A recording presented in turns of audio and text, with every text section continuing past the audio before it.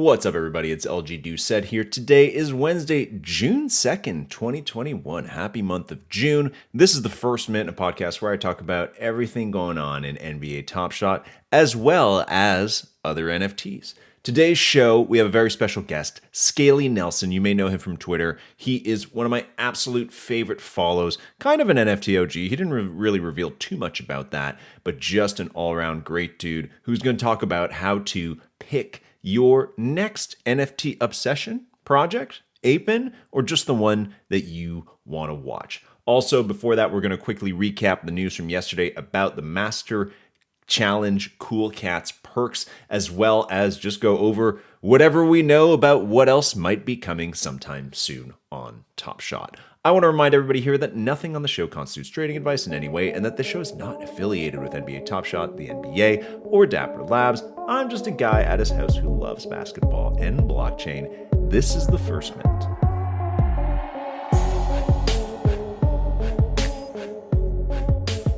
All right, so real quick, something that I guess don't do enough on the pod, but if you listen all the way to the end to these podcasts, you definitely hear me say it. I'm going to ask you to subscribe and or rate this podcast. We need it. We love to see it. It helps boost our rankings, helps more people see it, and especially right now while Top Shot's kind of at a downslope and we're starting to look at other stuff to cover, it would help a lot. If you like this podcast, we'd love that support. Give it that little ratings on iTunes. Give it that subscribe if you haven't already, but I hope you do. If you're on Spotify, you can follow or whatever that is. Let's get into the action. Yesterday, the Master Cool Cats Challenge, after months, we're tired of talking about this, it finally came out, and in the morning, Top Shot promised us that anybody who was holding it and finishing it was going to get some exclusive perks, which turned out to be that the moment came in a pack, which is kind of cool. You get that little reveal action. You can also keep the pack unopened if you're one of the people who finished it.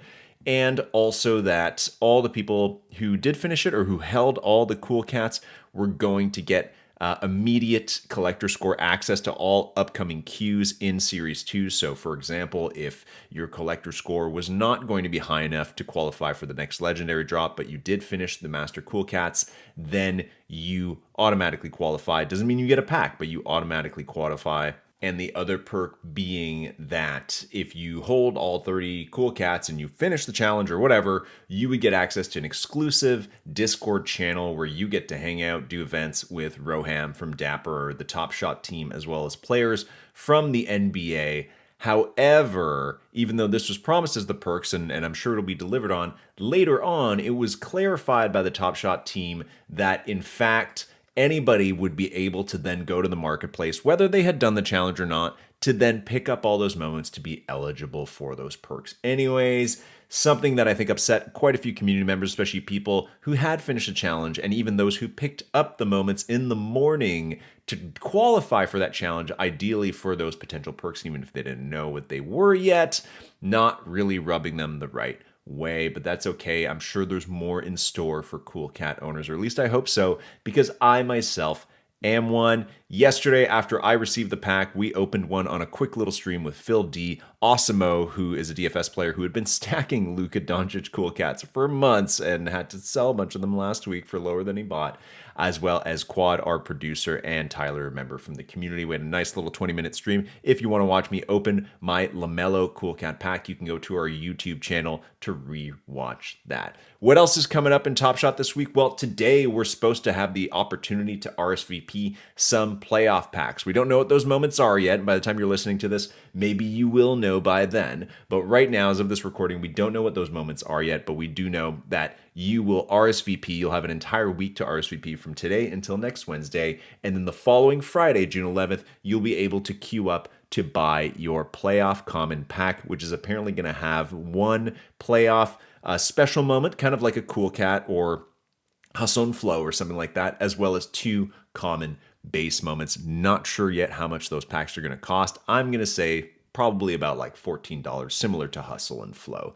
As for holo or premium drops from Series 2, we know now that the holo drop is going to be pushed back a few weeks. We don't know when it's going to happen, but it is in fact pushed back, and that the premium drop is going to be the next one's premium drop being a drop of just metallic gold cards that are or moments that are inside the packs. each pack containing one metallic gold moment, as well as I think 4 or 5 commons. That's about it for what's coming up on Top Shot. The playoffs are raging and they've been good, but we are just kind of waiting to see what happens next. Up next, you're going to hear my interview with Scaly Nelson. Again, like I said, he's one of my favorite Twitter follows, and he's just somebody that it's like, man, when I see his tweets, I'm like, man, I should go do that. I should go look at this project. I should go check in on this. He's an all-around smart guy. He works full-time. He works a lot, but somehow he finds the time to play with NFTs and even to tweet about them and to help other people out as well. This was his first time being interviewed for anything like this or ever at all, he claims, and he did great. Have a listen. Ladies and gentlemen of the First Mint, we are on with a Twitter and Top Shot legend, Scaly Nelson. Welcome to the First Mint, my man. Thanks, Luke. Thanks a lot for having me. Dude, we got to get right into it. We always got to talk about the origin story. When did you first hear about Top Shot, and what was your first impression? So I actually was into the MLB Crypto project, which was sort of the first. 10 seconds into the podcast. Oh my god, that was funny. That Scaly, that's an appropriate reaction to MLB Crypto Heroes, honestly. I think it is, yeah, because it was a real crap project. No. So anyway, I was into that. I was into the MLB Crypto project, and it was a small Discord. And then somewhere in there, somebody mentioned Top Shot along the way. It might have been Pranked or somebody like that. And so then, I signed up super early just because of that. And I didn't forget about it, but there was just nothing going on. I can still hear your phone just going nuts in the back. I know, man. Hang on a second. Let me fix this.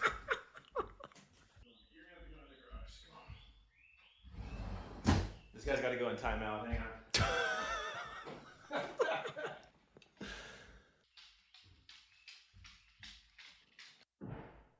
Dude, how many animals do you have, man?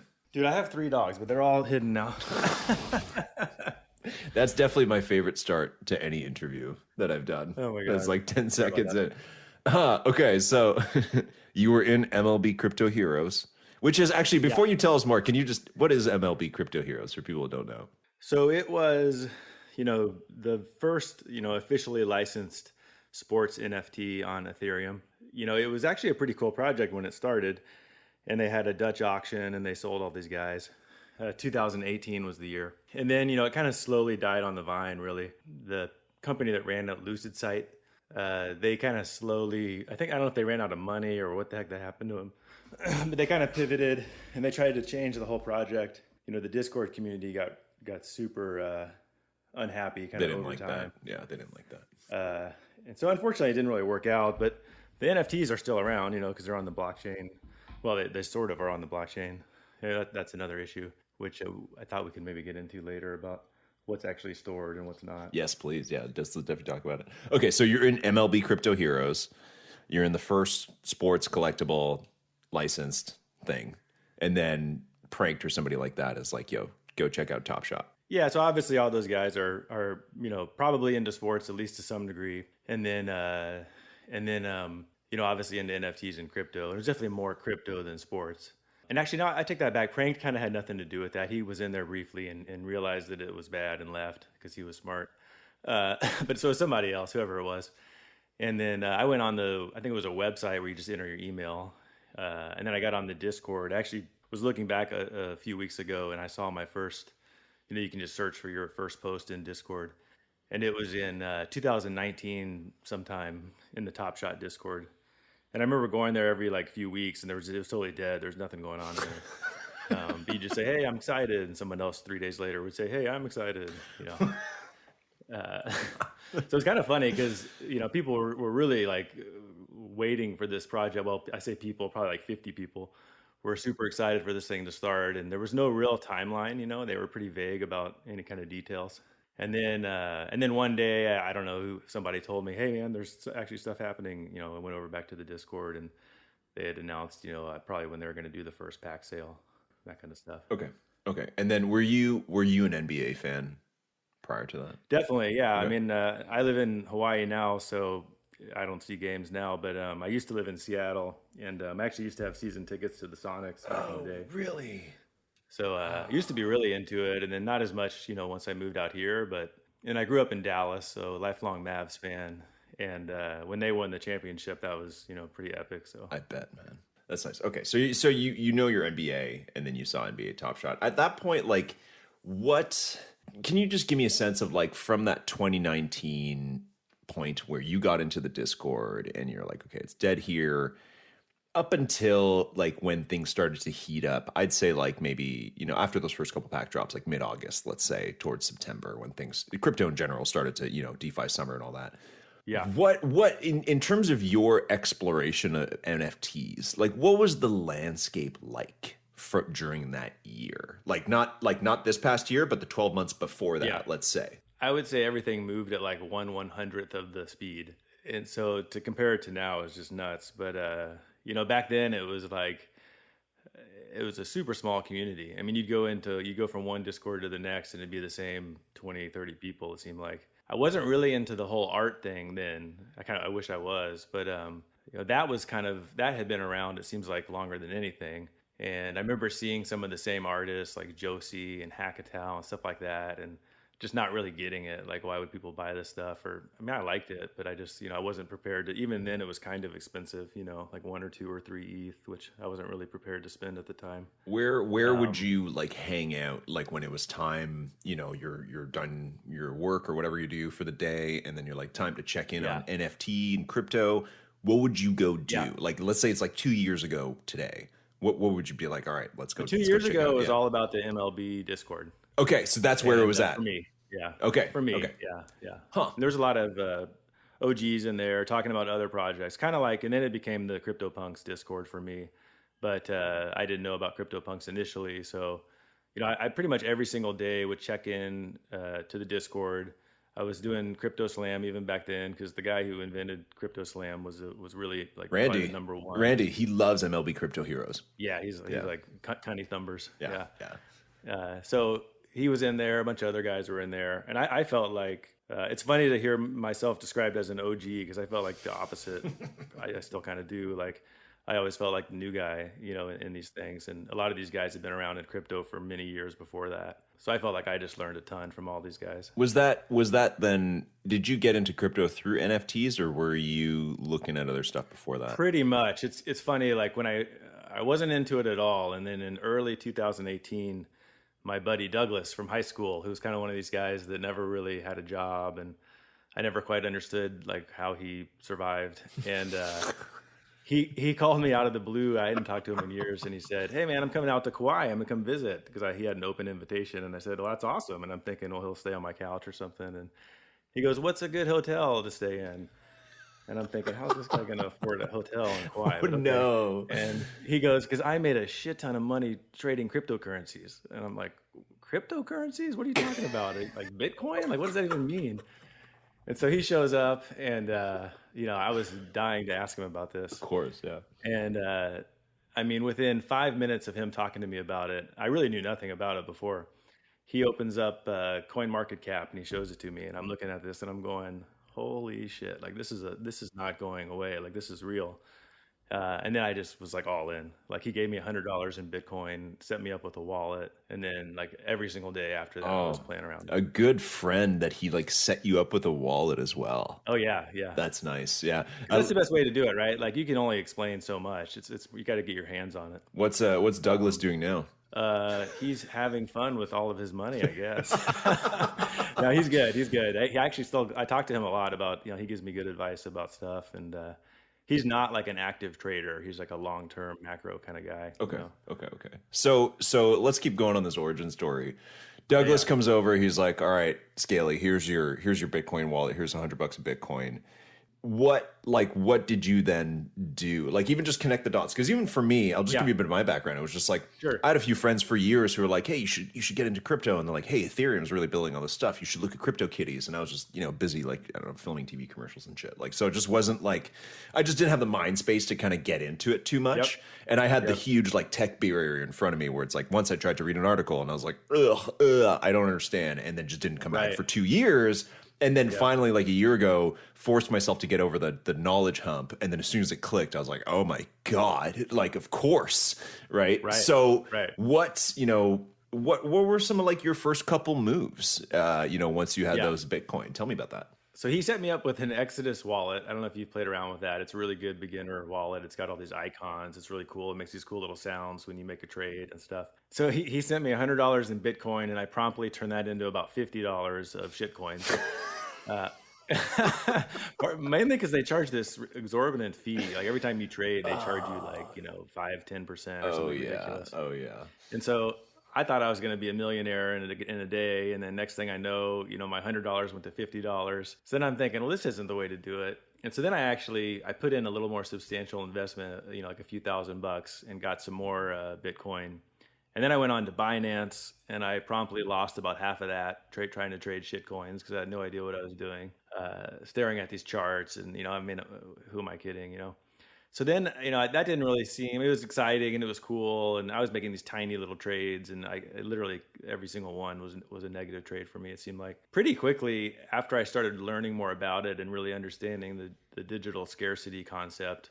Honestly, the first thing that popped in my mind was baseball cards, because I collected baseball cards as a kid, and it just made so much sense, right? Like you have this digitally scarce thing, and once you have that, why wouldn't you have baseball cards? And then I found out about I somehow found out about CryptoKitties. I don't exactly remember how, and kind of played around with that. And that was sort of like a proof of concept, right? I mean, that was sort of the same. It was an NFT. I didn't know what an NFT was then, but it all kind of really made sense to me, like right away. Like it just kind of clicked. Like this is clearly cool, and it would clearly apply to art, baseball cards. I didn't think about basketball cards at the time. So that, pretty quickly I went from realizing like, I'm not a trader, I'm not going to make money doing this, and it was a bear market anyway, to realizing, well, there's other cool stuff in this space. And then after that, the CryptoKitty kind of experience, then I pretty quickly found out about the baseball one. And then that was really exciting, right? Because it was basically baseball cards. Although they weren't cards, they were these like 3D, bobblehead figures.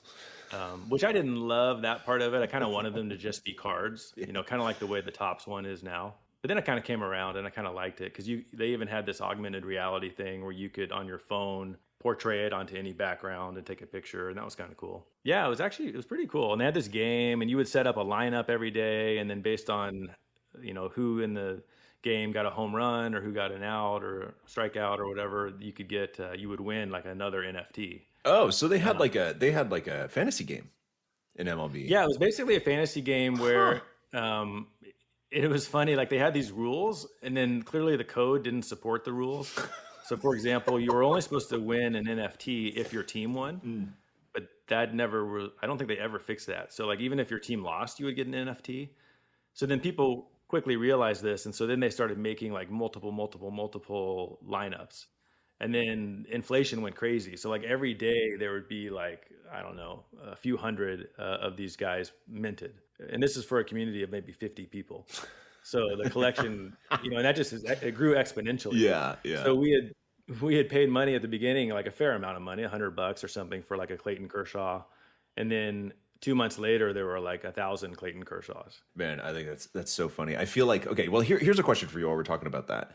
Can you give me a sense of a project like that making promises and then not being able to deliver? Can you give me the difference between how a community receives that then versus now in the NFT space? Yeah, I think it would just be accelerated. So back then, there were a couple guys who were kind of thorns in the side of the company all along.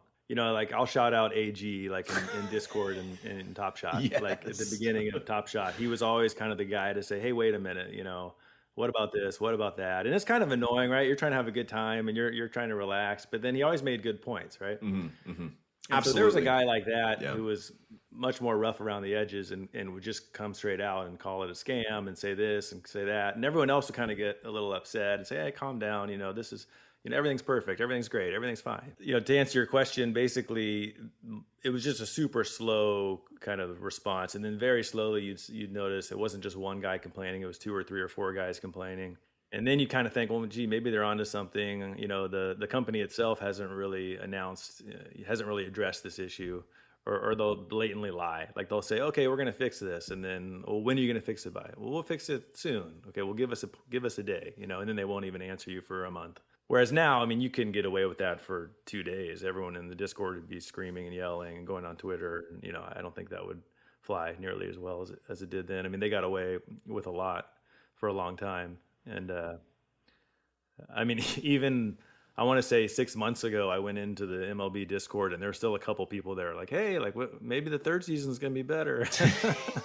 It's like, dude, I think you need to give up. When It's I over. when I was looking into NFTs, and this is like, yeah, maybe like just under a year ago, like through the summer, and it actually took me a little while to find Top Shot, but I remember looking at that at MLB Crypto, and then also looking at Zed, and Yeah, walking yeah, away from both of them. Honestly, yeah. I was just like, no, I'm good. Like, I don't. These don't seem as substantial as some of the other ones I found, and that's actually a really good segue into the main thing that I wanted to talk to you about, and we already kind of warmed it up already. At this point in time, you're talking about days in the Wild West, and then when things got accelerated. Now we're at a point where NFTs gone mainstream. We're kind of in a weird little bear market right now. Do a little bit of a summer reset maybe for another big push or something like that coming maybe in the fall. A lot of folks, in the Top Shot community have started to dip their toes into other NFT projects, which is awesome to see. You've got a whole little community that's cropped up now around like Bored Apes Yacht Club, and a lot of people having fun playing Zed Run. Tops was big when it dropped, and now it's kind of gone. And then obviously Punks and Meebits and a lot of others that I can't think of right now. If you're somebody relatively new still at this point, you've got a couple top shots, that's, in the famous, as Jacob has said, it's in the bottom of the first or wherever it's at. So that's, it's going to be a slow burn for that one for a while until it kind of matures. You want to find some other NFT projects. How do you go about that? Yeah, so I mean, I think you got to ask yourself, what is your goal? Is your goal just to make money? Is it just to collect? And I think that's pretty important. And you can change that mindset based on the project you're looking at, right? So, but let's say in general you're a typical person who wants to collect and maybe make a little bit of money at the same time. That's most of us, I think. I think it's kind of crucial not to force it. I mean, you can go on Twitter and start looking at all these projects and like try to find one that day, and that's probably not the best approach. I think it's got to kind of speak to you in some way, right? When it's all over, you might be stuck with a lot of these things, and if you don't actually like them, then why did you buy them in the first place?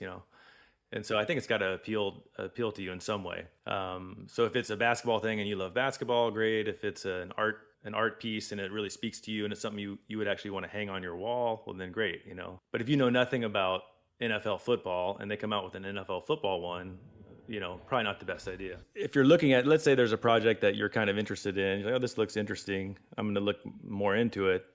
Then, of course, the best way to do that is to join the Discord. And, I think right off the bat, when you're in the Discord, you can kind of get a quick assessment that's, probably pretty accurate. I mean, the first thing I look at is who else is in there, and it's still a pretty small, space. So if you see a few names that you recognize and that they're pretty solid people and they've been involved in other projects, that's obviously a really good sign. If it's just a bunch of moon boys talking about price and win 10x and all this stuff, then that's obviously a very bad sign. I'd probably run away, quickly. And then the other thing that is super important is how engaged are the devs, right? So, I mean, I think with Top Shot, since day one, they've been super engaged and responsive, and they've made mistakes and people get mad at them, but they're always there to kind of answer the questions, I feel like. Absolutely. Yeah. So speaking of that, I like what you're kind of hinting at in terms of the community, right? And going in there and looking for names. that you know. Can you even just give me an example of like a time that you kind of entered a project, you're a little skeptical, and then you saw folks in there that you recognized, and if that gave you some trust? Yeah, I guess the first example would be Cryptopunks, right? I mean, it's funny that you can't even really talk about it now and think about how it used to be. I mean, because it's so popular, right? But when I first heard about that on a podcast, it was from this guy, Go West. I don't know if you know him. He does the Nifty Report. He was talking about it, and that was back when he owned the 7 trait that Danny owns now. And so on the podcast cover on Spotify, it had that picture of the 7 trait punk. And I think that's the first time I'd ever seen one. And just right away, I was like, well, that looks cool. I don't even know what that is, but that looks cool. And he was talking about different NFT stuff, and he mentioned Cryptopunks briefly. So then I went to the Discord. I didn't really know anybody there, but it was, you could just tell. I was just a fly on the wall for the first couple of weeks, and you could just tell by what the guys were talking about that this was a really badass project, right? Like most of the stuff they talked about wasn't Cryptopunks, but it was all kinds of other crypto stuff. And it wasn't, when can I 10x and how do I set up an Ethereum wallet and, stuff like that. It was, real discussions about things. I mean, it was really cool. It's like a really special time looking back on it because, that doesn't exist anymore, or at least not for Cryptopunks. So just kind of the substance of what they're talking about. And then every once in a while, the devs would chime in. They aren't very active in the Discord, but every once in a while they'd come in and say something. And that was kind of cool. But you could just get a really good sense that, even though maybe those people thought they would make money on these, that really wasn't the main goal. It was, they liked them. It was fun. Whenever someone sold one, everyone would jump in and say, hey, congratulations. Or whenever someone bought one, like when I bought my first one, I'm sure everyone was like, oh, hey, welcome. You're going to love it. You're going to love Cryptopunks. Right. Okay.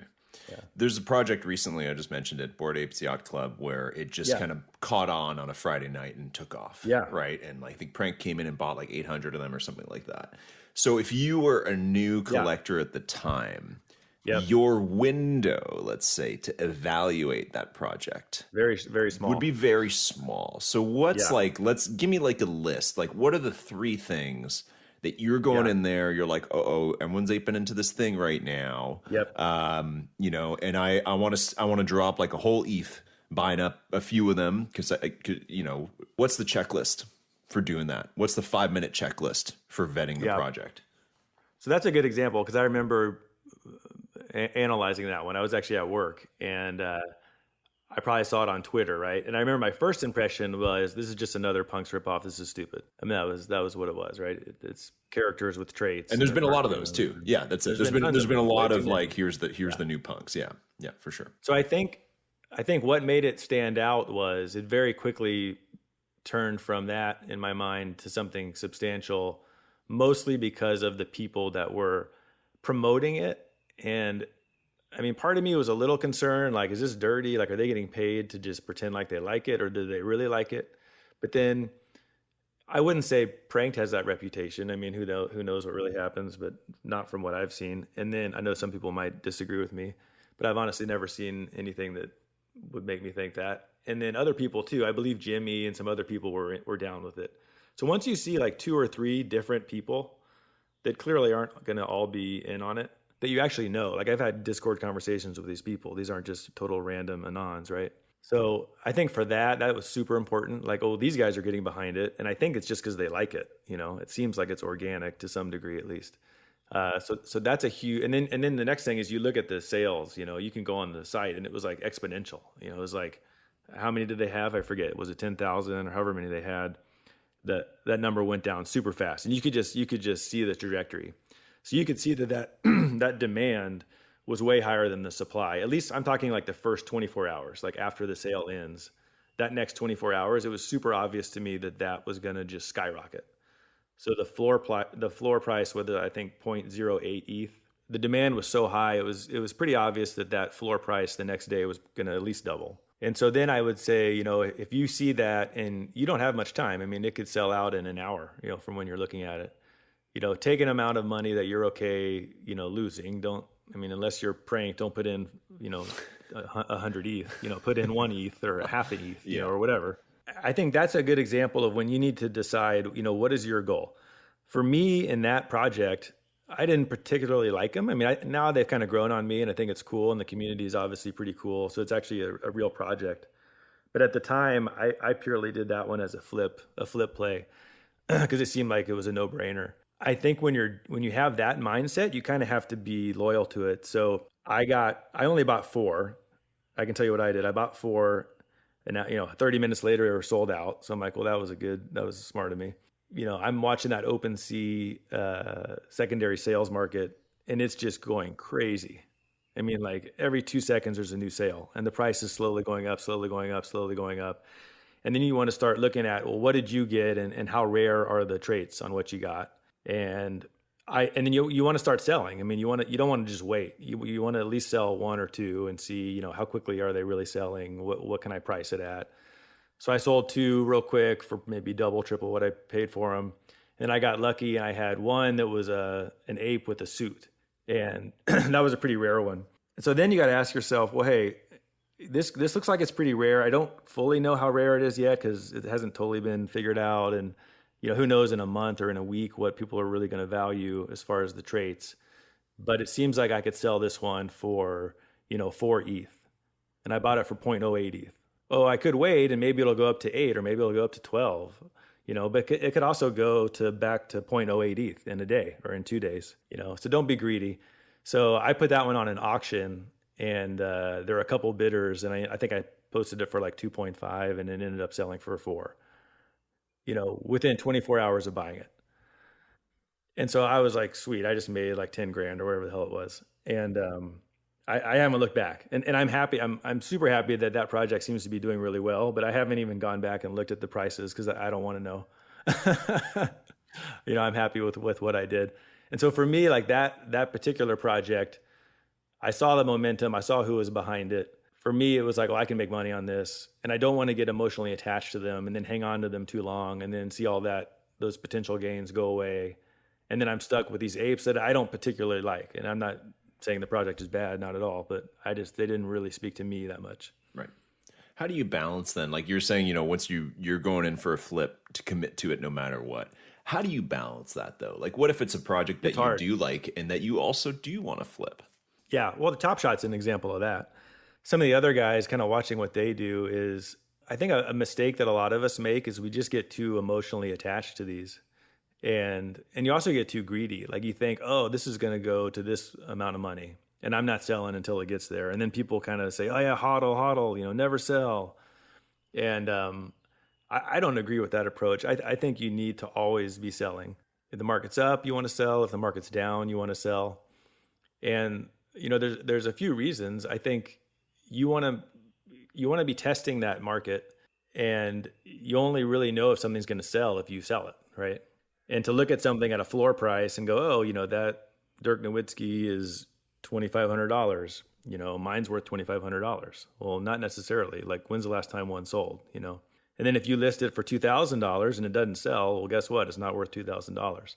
I think you should look at for example, Top Shot. I mean, everyone gets mad at everyone who's selling and lowering the prices, but I don't agree with that. I mean, the market is the market, right? And, the ones that you really like and that you think either you don't want to sell because you really like them or you think they might be worth a lot more later, then fine, hold on to those. But take, 10%, 20% and post all of them for sale and post them for prices that you think will actually sell. And then if they don't, that tells you something, right? It tells you something about the liquidity of the market and how you're pricing it. And, back in the day on Top Shot, if you posted it for $1 below lowest ask, it would sell, that little red bell would turn on before you were even done. Instantly. Right? Yeah. Oh, yeah. Which was a rush. It was fun. Absolutely. I do want to move on from Top Shot, though. I want to talk about just the broader NFT space. What do you think a good diversified collection of NFTs looks like? And I mean that from project range to value range to, how you kind of just balance it over time and how much space you leave for new projects. Yeah, so I think it's always good to be liquid. To answer your last question first, I guess, is you always want to have a little bit of ETH in your wallet, right? There's been a few times where I've aped all into NFTs and I literally have no ETH, and I've told myself I won't put more, cash in. So it's like that's all I have, and then you got to start selling. And the problem with that is you always want to have some around in case something all of a sudden presents itself and it's a super awesome deal, and you know it's something you want. You want to at least have some ETH around to be able to buy it. What I look at, I've actually been kind of looking at that now, like what are the best things to hold? It maybe is a bear market, or certainly not the February market that we had where you could sell a lot of things really easily. So now when you buy something, you got to be careful. What is the quality stuff out there? And I think historical significance is super important. So, for example, art blocks. That's the first, on-chain generative NFT, art. So I think it's kind of hard to go wrong with that. I mean, I'm not saying it's guaranteed to go up in value, but I think there's a bunch of different curated ones now. And if you look at those and you pick the few that you really like, and then you buy a couple of those, I mean, I feel like in the future, when NFTs are, have exploded even more than they have now, those are always going to be the first, on-chain generative art project on Ethereum. That's never going to change. Whereas, if you buy some random punk ripoff, it's 99.9% chance in a year that's worthless. No one's going to care about that because it has no historical significance, whatsoever. And along the same lines, like looking at artists. So there's so many artists, and you should buy art that you like and that you like to look at. But also, I think you need to look at, well, who are the first, crypto artists to really start doing this? And if you can get one of their early works, they're not going to be cheap, but if you can get one of those, I don't see how those are really going to be a bad buy, right? Because in the future, they're always going to be one of the first, kind of OG crypto artist pieces. I think, again, the historical significance of all this, and part of it is just, I mean, that's why I was buying Cryptopunks before it was obvious they were going to go up in value. It was, I mean, these are, you can argue they're not technically the first, but they're basically the first NFT on Ethereum. Like, why wouldn't you want to own that if you're into NFTs? I mean, I don't even care. I mean, it's nice that they've gone up in value, but like I have a couple on my wall, and I want people to ask me, well, what are those? And I'm like, oh, let me tell you what they are, and they're cool. I like looking at them, I mean, it's as simple as that. How many punks have you sold? So I've actually, I have owned a total of 27 punks, and I only own 3 now. So I guess, it's in flux, but I've really flipped a lot of them, which, I guess I wish I still owned some more, but that's been how I've been able to have ETH to buy some of this other stuff. I think you're doing fine, Scaly. Yeah. You're okay. Okay, last question. What are some red flags? So I think red flags would be, anything that's copying another project that doesn't seem to have any historical significance. If they're not doing anything new, then that's sort of a red flag.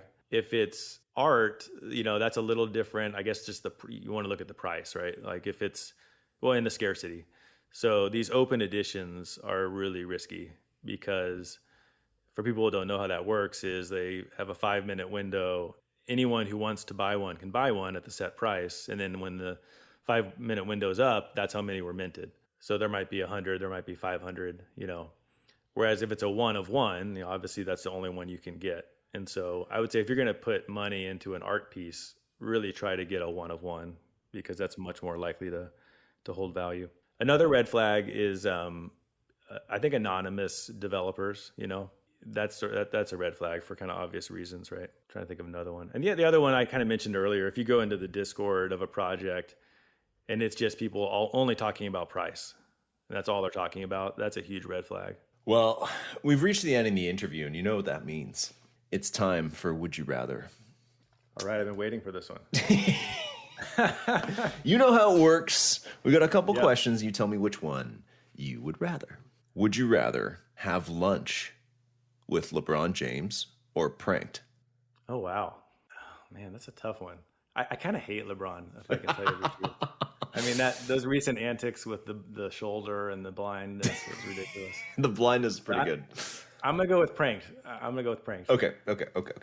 Would you rather that MLB Crypto Heroes makes a roaring comeback out of the blue, or you are gifted 5 random Cryptopunks? Oh, come on.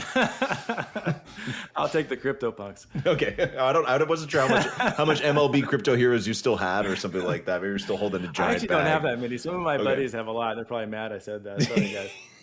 It's not coming back. Okay, last one. This might be the hardest one. Would you rather the Mavs beat the Clippers and then continue on and win the championship this year? Luka MVP, Finals MVP. If you had to choose between that and Douglas having told you about Bitcoin. Oh my God. So basically, if it happens, the Mavs win, but then all my NFTs are gone. It erases. It's like Back to the Future. It's like Douglas fades away from that memory years ago, and you have no recollection of any of that ever happening. I'm gonna be confident that the Mavs and Luka can win next year, so I'm gonna go with Douglas. I need my NFTs. Douglas, wherever you are, he wouldn't even give up your visit for a Mavs championship this year. Just so you know. Scaly, it's been a pleasure, man. Thank you for coming on the show. Hey, thanks so much, Luke. I love your show. Keep doing what you're doing, man. And that is going to do it for us today, folks. Have a good rest of your week.